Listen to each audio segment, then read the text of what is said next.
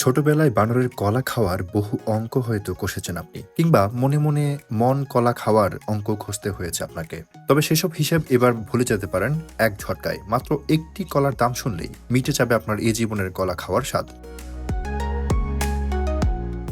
একটি কলা কত টাকায় কিনে খাবেন আপনি? 10 থেকে 20 কিংবা সর্বোচ্চ 50 টাকা। কিন্তু এবার একটি কলা নিলামে বিক্রি হয়েছে ৭৪ কোটি টাকারও বেশি দামে। এমনটি দেখার পর চোখ ছানা বড়া হতেই পারে আপনার। 20 নভেম্বর বুধবার এমন ঘটনা ঘটেছে নিলামে। বিশেষ সেই কলাটি কিনেছেন চীনে ক্রিপ্টোকারেন্সির প্রতিষ্ঠাতা জাস্টিন সান।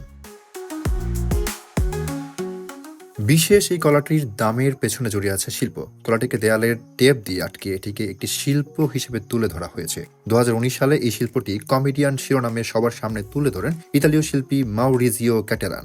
সেবার তার এই বিশেষ দেয়ালে আটকানো কলার শিল্পকর্ম দেখতে জনসমাগম ছিল চোখে পড়ার মতো। সেটি এবার নিলামে তোলা হয়। নিউ ইয়র্কে সোথবিসে নিলামে এর মূল্য ধরা হয় $8 লাখ, পরে যা শেষ পর্যন্ত বিক্রি হয় $6.2 মিলিয়ন, যা বাংলাদেশি টাকায় ৭৪ কোটি টাকা। যদিও নিলামের আগে ধারণা করা হচ্ছিল এটি সর্বোচ্চ 1.5 মিলিয়নে বিক্রি হতে পারে। কলাটি নিলামে কিনলেও এটি যেহেতু পচনশীল, তাই এটি পচে গেলে এটি প্রতিস্থাপনের দায়িত্ব ক্রেতাকেই নিতে হবে বলে জানিয়েছেন সোথবিস। তাদের মতে এটি শুধু একটি আর্ট ওয়ার্ক নয়, এটি একটি সাংস্কৃতিক ঘটনাকে প্রতিনিধিত্ব করে, যা শিল্প, ম্যামস এবং ক্রিপ্টোকারেন্সি সম্প্রদায়ের জগতে সেতু বন্ধন করে। তারা বিশ্বাস করে এই অংশটি ভবিষ্যতে আরও চিন্তা ও আলোচনাকে অনুপ্রাণিত করবে এবং ইতিহাসের অংশ হয়ে যাবে।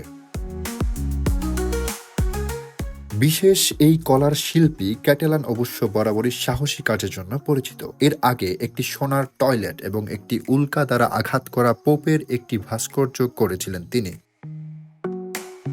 আহমেদ কবির, নিউজ ডেস্ক।